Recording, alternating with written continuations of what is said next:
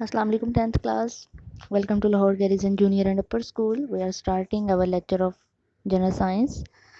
अच्छा जी, हमारा जो थर्ड लेक्चर आज स्टार्ट हो रहा है, जिसके अंदर हमने स्टार्ट किया हुआ है अपना चैप्टर नंबर 7 और उसमें जो टॉपिक चल रहा है वो है डिफरेंट फॉर्म्स ऑफ एनर्जी। कल हमने 3 टाइप्स तकरीबन पढ़ ली हुई हैं, ठीक है। आगे 4, 5, 6, 7, 8 अभी हमारी ये रहती हैं, ठीक है। कुछ जो है वो आज हम देखेंगे। अच्छा जी, what is chemical energy? Chemical energy है सबसे पहले sometimes energy is emitted during chemical reactions, the bond present between atoms breaks and energy is released. Energy जो है हमारे जिस्म में भी आपको पता है काफ़ी सारे, ये आपने 9th में भी पढ़ा है, जो केमिस्ट्री की डेफिनेशन थी उसके अंदर आपने पढ़ा था कि हमारे जिस्म में बहुत सारे कीमियाई अवामिल जो हैं, कीमियाई तामुल जो है वो वकूफ़ पज़ीर हो रहे हैं, ठीक है। यानी हमारी बॉडी में केमिकल रिएक्शंस भी चलते रहते हैं। और आपने उसमें पढ़ा था कि जब एक बॉन्ड टूटता है तो उसमें से एनर्जी रिलीज़ होती है। जो मैंने आपको अगर मैं पिछला आपको ओवरव्यू दूँ तो वो उसमें था कि अगर मेटाबॉलिज़्म की डेफिनेशन अगर देखी जाए तो आप जो खुराक खाते हैं उसके अंदर कार्बन, हाइड्रोजन, ऑक्सीजन के बॉन्ड प्रेजेंट होते हैं। जब वो अंदर जाके टूटती है खुराक तो वही वाले बॉन्ड जो हैं वो जब टूटते हैं तो उससे क्या होता है, एनर्जी रिलीज़ होती है। फिर हमारी बॉडी, हमारे जिस्म के जितने भी सेल हैं उस एनर्जी को अपने अपने कामों के लिए इस्तेमाल करते हैं। वही बात यहाँ पे हो रही है, ठीक है। जो डिफरेंट एटम्स हैं उनके दरमियान बॉन्ड्स प्रेजेंट होते हैं, वो बॉन्ड जब टूटते हैं तो उससे एनर्जी रिलीज़ होती है। सेल्स और बैटरीज आपने देखी हैं, इनमें केमिकल एनर्जी को किस में कन्वर्ट किया जाता है, इलेक्ट्रिकल एनर्जी में, ठीक है। हम करंट देते हैं उसको तो वो जो केमिकल एनर्जी होती है उस करंट से किस में कन्वर्ट हो जाती है, इलेक्ट्रिकल एनर्जी में। The energy obtained by burning fuel in car and in our body by consuming food is also chemical energy। ये कंज्यूमिंग फूड मतलब वही खुराक जो हम खाते हैं उससे जो एनर्जी हमें हासिल होती है वो कौन सी एनर्जी होती है, केमिकल एनर्जी। बॉन्ड टूटता है ना तो उसकी वजह से वो एनर्जी क्या कहलाती है, केमिकल एनर्जी। और उसके बाद जो हमारी गाड़ियां हैं, ये जो फ्यूल ईंधन वगैरह यूज़ करती हैं, ठीक है, इसके अंदर वो चलता है तो वो सारी एनर्जी कौन सी होती है, केमिकल एनर्जी। उसके बाद देखें व्हाट इज़ हीट एनर्जी।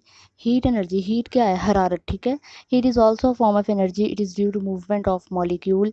जितनी ज़्यादा मॉलिक्यूल्स की मूवमेंट होगी उतनी ही ज़्यादा एनर्जी जो है वो मिलेगी, ठीक है। आपने देखा आप अपने सर्दियों में, अगर मैं आपको एक मिसाल दूँ, आप अपने हाथों को रगड़ते हो, ठीक है, तो वो जितनी तेज़ी से आप रगड़ते हो तो उससे आप देखो कि आपको उतनी जल्दी हरारत फील होती है जब ठंड लग रही हो। तो ये वही हरारत वाला तरीका बताया हुआ है, ठीक है। Sun is the largest source of energy. सबसे जो बड़ा ज़रिया है एनर्जी का, हरारत का, वो क्या है, सूरज है। सब लोग जानते हैं ये। Burning of fuel is also a source of energy. ईंधन, फ्यूल का जलना, वो भी क्या है, एनर्जी का ज़रिया है। When current passes through the element of electric heater और आयरन, हीट इज़ प्रोड्यूस्ड। जो इस्त्री होती है हमारे पास, ये हीटर होता है, इसमें एक एलिमेंट होता है, ठीक है, मेटल है, ठीक है ना, उसके अंदर पड़ा हुआ है। तो जब उसको करंट मिलता है वो गर्म होता है और उससे फिर हमारी इस्त्री या हीटर गर्म होता है और हम उससे कपड़े प्रेस करते हैं या हीटर से जो भी काम लें, ठीक है, गर्माइश मिलती है। उसमें वो एलिमेंट है, जब उसको इलेक्ट्रिक करंट मिलता है, वो मेटल है क्योंकि उसमें से करंट पास करेगा, वो गर्म होगा और वही वाला जो गर्माइश है उसको हम लोग अपने पर्पज़ के लिए इस्तेमाल करेंगे। लाइट एनर्जी, लाइक हीट, जैसे हरारत है उसी तरह सूरज जो है रोशनी का भी बहुत बड़ा ज़रिया है। इस बात को भी सब बच्चे जानते हैं। When current passes through bulb it emits light. जब आप करंट पास करते हो तो, या आप ये कह लो बटन प्रेस करते हो, इसका मतलब है उसमें करंट आ गया और बल्ब जो है वो चल पड़ता है, जिसको एमिट मीन इखराज होना, खारिज होना, निकलना, रिलीज़ होना। When electron jumps from the higher to lower energy orbit, light is emitted। Electrons हैं न्यूक्लियस के आसपास, वो रिवॉल्व कर रहे होते हैं, ठीक है, घूमते रहना होता है। तो एक उनका मदार, ठीक है, ऑर्बिट्स किसे कहते हैं, मदार, जिसमें उन्होंने चक्कर लगाना होता है। तो जब वो हाई एनर्जी वाले मदार से लोअर एनर्जी की तरफ जाते हैं, यानी ऊपर से नीचे की तरफ जाते हैं, हाई एनर्जी से लो की तरफ जाते हैं, तो उसमें लाइट क्या है, खारिज होती है। रोशनी क्या होती है, एमिट होती है, रोशनी खारिज होती है। ये एमसीक्यूज़ के लिए आपने याद रखना है। Plants prepare their food by photosynthesis which can not be done without light. All creatures on earth directly और इनडायरेक्टली डिपेंड्स अपॉन प्लांट्स।